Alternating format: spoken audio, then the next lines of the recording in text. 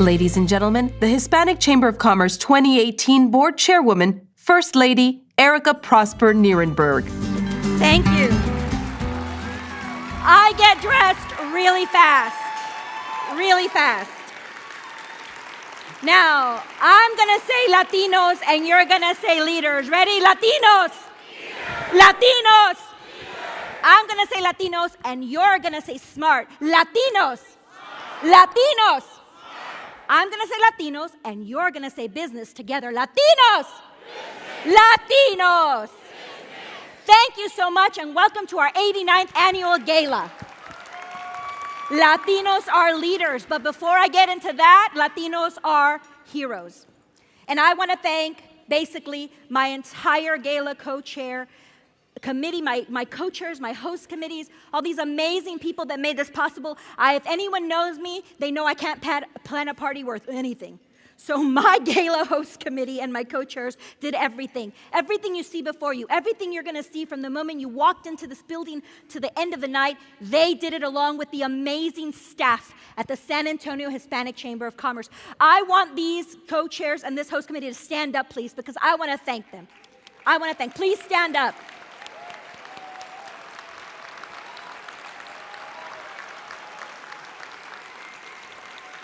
The Hispanic Chamber of Gala staff, young professionals that did this, 16, 17 of them, they did everything. They made our vision come through. I want to thank them as well. Please, please. And I also want to do a special thank to Snakehawk Press for the amazing way in which they've supported raising money. I want to do a special thanks to 13th Floor for all the videos you saw before the gala and, of course, the video you just saw. They really got my business, you saw. And I also want to thank Creative, Marta Martinez Flores. Every single part of what you see visually here tonight is her genius. Every graphic, every color is her genius. She's been a lifelong friend, but she, more than that, is a Latina entrepreneur, and she did all of this. Thank you so much, Marta. But there are other heroes I want to thank, other heroes I'm going to take this time.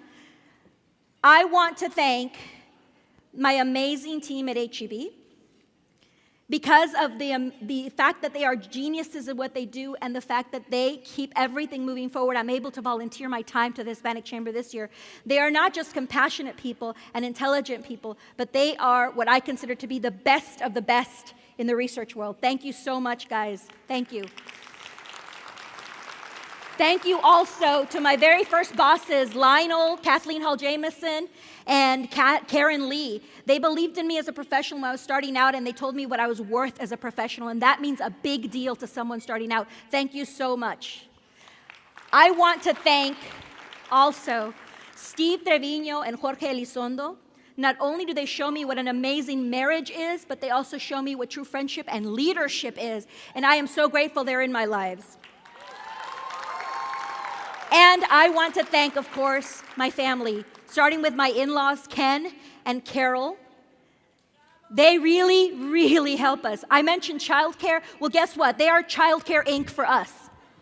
And they continue to show support by taking care of our son when we can't. And they continue to show support by allowing our family to follow their dreams. Thank you so much. I want to thank my mother and my father, Pat and Jonah Gray, who took in a 17-year-old foster kid and made them her daughter. And they have been my parents for as long as I can remember now. They've taught me so many things about being compassionate to people, being true teachers, but more than anything else, they taught me that he who dies with the most toys wins. My grandmother, who couldn't be here, but I am wearing the skirt in her honor, she's from Michoacan. She is the lifeblood for me. And finally, Ron. Some people seek for a life that is simple and planned, tied with a ribbon. Some people won't sail the seas 'cause they're safer on land. To follow what's written, but I follow you till the end of time. Off to a world we call our own. And Jonah?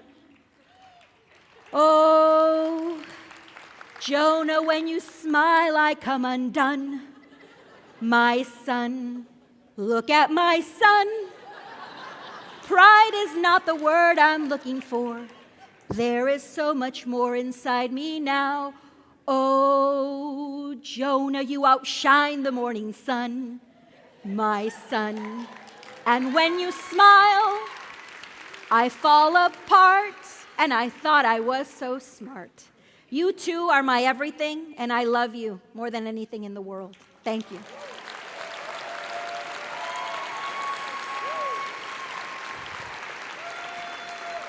Thank you for indulging me in my amateur karaoke. I want to tell you how excited I am to lead in 2018. Because Latinos, as I said, are leaders. And you heard what all of our speakers have said the entire evening. It is time we as a city reclaim this, and we, your Hispanic Chamber, want to lead the charge. Latinos, if you've read the program, some of you haven't, go ahead and read it at some point. But Latinos contribute to this country, to this state, and to the city in maximum proportions. And what I simply want to do is remind us and put that story in the forefront. I want San Antonio to reclaim that part of its identity. I want us, when we are looking for investors in our city, when we are looking for that workforce to come and live here, when we are looking for that child to grow up and believe that they can stay here and contribute, I want them to say, you know why I can do that? Because San Antonio, at 63% Hispanic, is a Latino city, and Latinos are leaders, and they're creative, and they're entrepreneurs, and quite frankly, they are the powerhouse. And as much as I love this city, if we are to tell people that we have the most amazing quality of life, we have to tell them that we also have the most amazing quality of people and workforce. And that is what this is about. A year-long campaign that is going to highlight different leaders that have come through our leadership programs and different members of the Hispanic Chamber. Highlight the contributions you have made. Tell your story, but more than that, ensure that it's across multiple industries. Industries that most people don't realize Latinos are leading in. I know Willie Ning is somewhere here, and he's cybersecurity leader, right? I know that Rosa Santana's here, automotive. I know Julissa Cariello, construction. The point is that Latinos are leaders, and we are a Latino city, and we need to take back our story. And that is what we're going to do this year. We're going to highlight all the different types of Latinos that you see here. And I want to note that there's a recent Latino added over on the PowerPoint at some point, potentially our new chancellor, Mike Flores, of our Alamo College systems. Because Latinos are educators as well. That's the first initiative we're going to kick off. We will be embedding this into every event, every form of communication.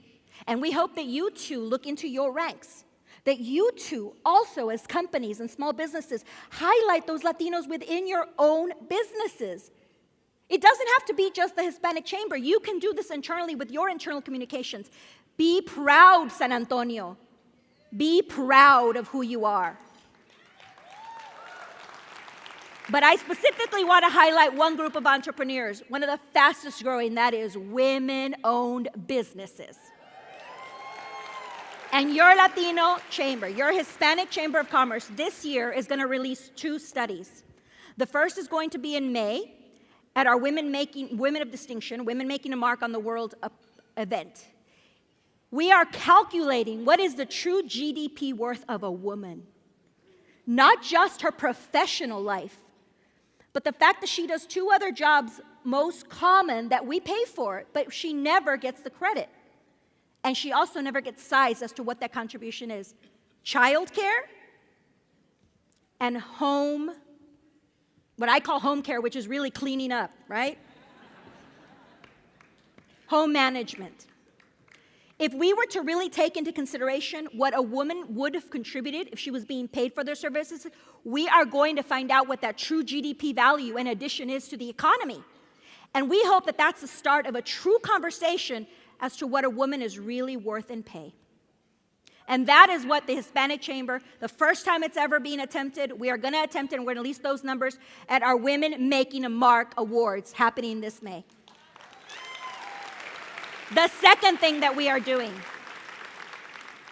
is that we are also going to do another first. We're going to size the number of Latina-owned firms and women-owned firms in San Antonio, and we're going to tell you how much they add to the economic engine of this city.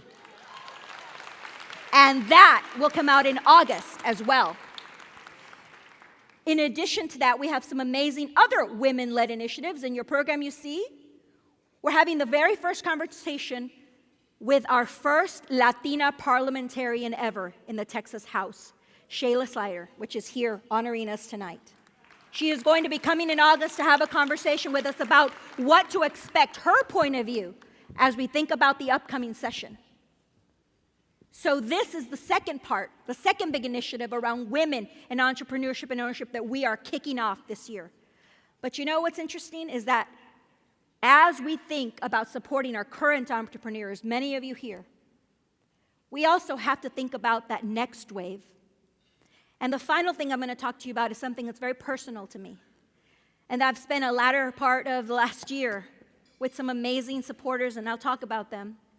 I specifically want to call out Annette Ibanez from my team, who has been with me on this journey.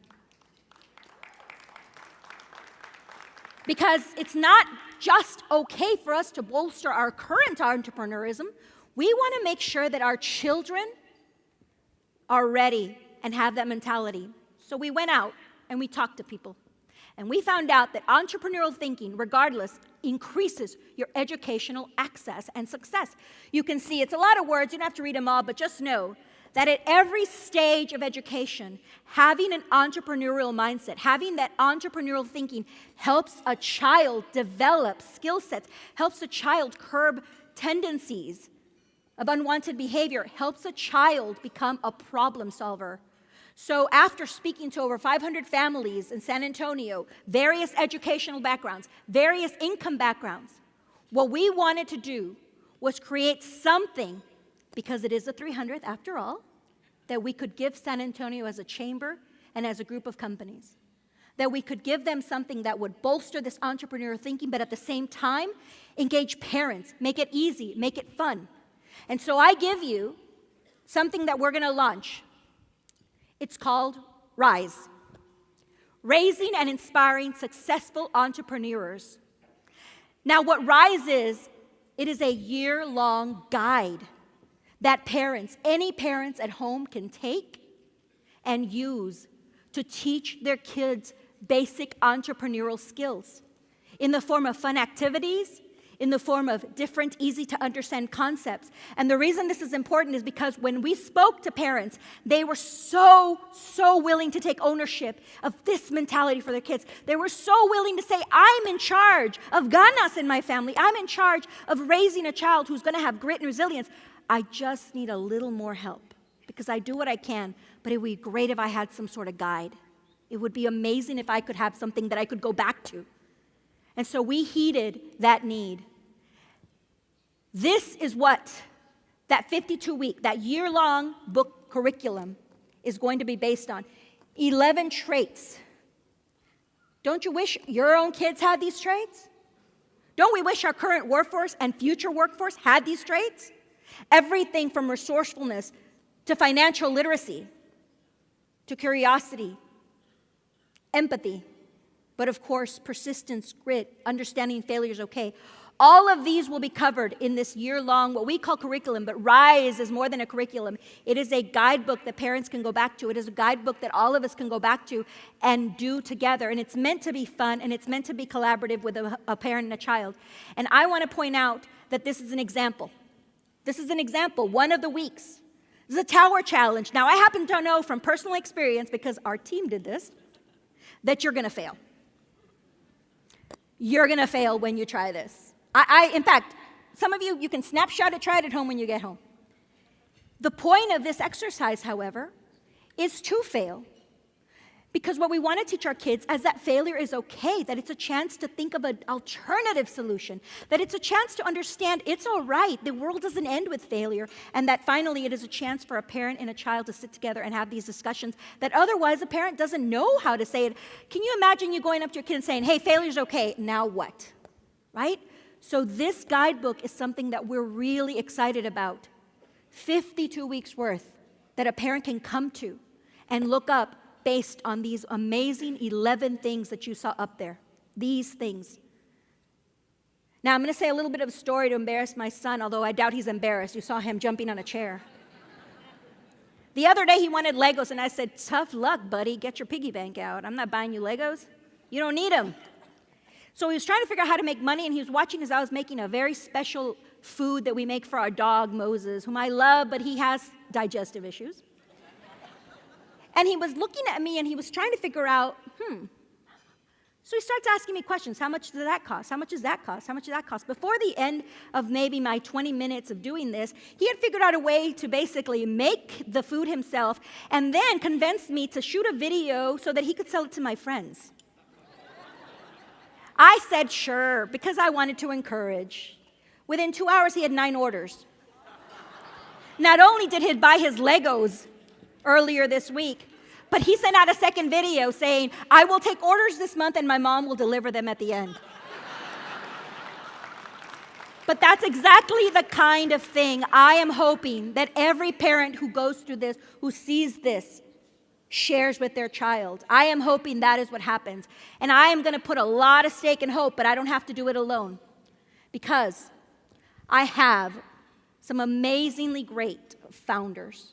7 founders who have stepped up and said, we will underwrite not just the creation of this and the creation of training for parents to understand how to use it, but the printing of up to 3,000 books. That those that have the digital divide who cannot get an online copy are able to get, right? Venture Lab, the 8th logo you see here, they are an amazing company by a woman entrepreneur. Crystal, there she is, right there. One of the founders of Trinity's Entrepreneurism and Innovative Center went out and wanted to get girls more involved in entrepreneurism. I asked Crystal, can you do this for me for parents? She's like, I have never done it for parents, but why not? Because quite frankly, that's part of being an entrepreneur, taking risks. And Crystal, having the background, Venture Lab having the background in academia and academic curriculums, is able to take that knowledge and those 11 traits and translate them for something for parents. And these 7 companies have said, I want to be the first to be there and help support it. And I want to do a special thanks to Santikos and Admiral Capital Group because they were one of the first to raise their hands and say thank you, as well as Wells Fargo and HEB. Well, actually, all of them did, I should say. But I really, really want to thank them because they were able to also not just, and I have to say this about the Admiral, not to embarrass you, but he not only became one of our founders, but he challenged me and said, how is this going to live beyond you? What is the sustainability plan? And that is something that is so important. And I'm glad to say that we have a sustainability plan and that we continue to have partners that are going to help us move forward because these partners, this next slide tells you how we're going to get this done. We have 6 community partners that have stepped forward and said, not only do I want some of my staff trained in this curriculum and how it can be used, but I will incorporate it into my programming over the year for my parents to come and learn. And these 6 organizations are joined by these 4 corporates who said, not only am I going to support you, but I am going to want to teach this to my own employee pool. So I want to send 2 people to also learn about this curriculum so they can come back and teach others and teach others. Guys, between all of this, we can make a difference. So please, founders and community partners, please stand up. I want to thank you. I want to thank you right now.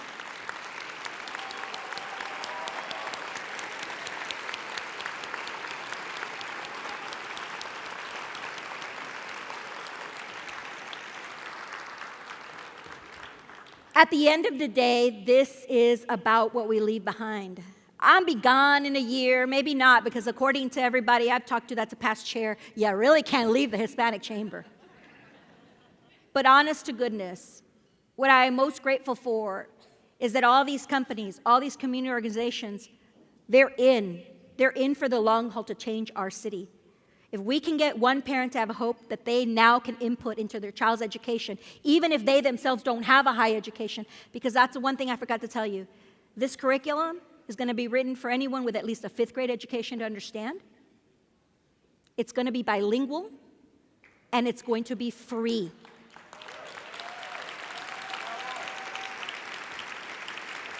I want everyone here to know it's coming, and we're going to celebrate the first drop on May 2nd, which is Education Day at our commemorative week. It's our gift after all. So thank you, San Antonio. The last thing I want to leave you with is please take action. If any company here is also interested in making sure their employees get a hold of this, just email us. If anybody wants to continue to supplement the printing for those families that do not have access, please email us. If anyone wants to, quite frankly, also help us raise more money for more training of master trainers, please email us. But at the end of the day, it's really about taking action regardless. And it's really about taking action towards being a leader. So with that, yes, we are leaders and heroes and entrepreneurs and smart, but Latinos and Latinas are also in every possible profession, from architects to journalists, mechanical engineers, zoologists. We are very well represented in traditional fields such as medicine, academia, and of course business. But there are some fields in which Latino equity has not been reached. And that's where our Empresario for Equity Award honors those brave and talented trailblazers who are paving the way towards equity in non-traditional fields. One of these businesses is still challenging for Latinos, and we all know that people of color on the screen is an issue. It's the film and television industry. Yes, a number of inroads have been made in this arena and intersects along business, but we have a long way to go to achieve equity. And this is a very important business. It's not just entertainment. It's not just entertainment, or I wouldn't be up here asking you all to remind you that Latinos are leaders.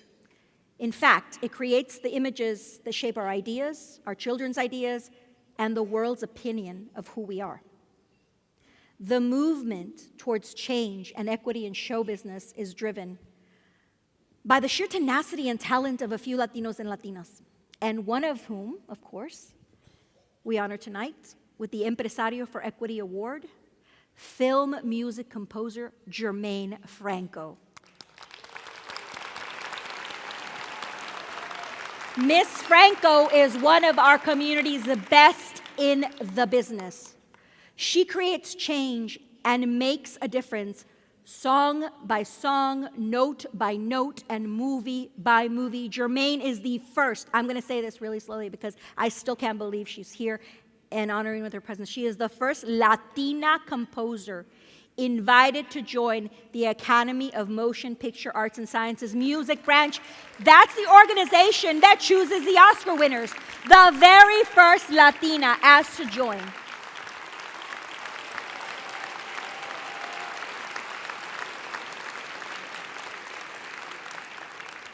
As a music composer, orchestrator, arranger, and musician, she has worked on some of Hollywood's most successful films despite the many roadblocks that were put in her way. In fact, only 3% of Hollywood film composers are women. And at this moment in time, I don't think there's another Latina working at this level in Hollywood as a film composer. But Jermaine is going to change that, right, Jermaine? She is. The Empresario for Equity Award is given to a person who we feel best personifies the tenets of the entrepreneurial spirit while embracing the need for change and paving the way for other Latinos. Miss Franco has shown that and has done it. She creates melodies and tunes and the style and the lyrics of a song that affect our hearts and our minds. And she does this by listening to the music in her own heart, her family's heart, and placing those notes one by one on pieces of paper. She is, in fact, creating something out of ideas and feelings. Much like every one of you here who owns your own business, you created something out of an idea and a feeling. She does the same thing with music. We cannot touch what she creates, but we feel that what she creates does touch us because we feel the music. I know I feel Selena every time I play it. That music goes a long way towards selling a movie, making an event, and adding to a film's bottom line. She brought a true Mexicano heart to one of this year's most successful films, a film that we all have loved. Golden Globe winner for Best Animated Film, the Annie Award for Best Animated Film, and Oscar-nominated film, Coco.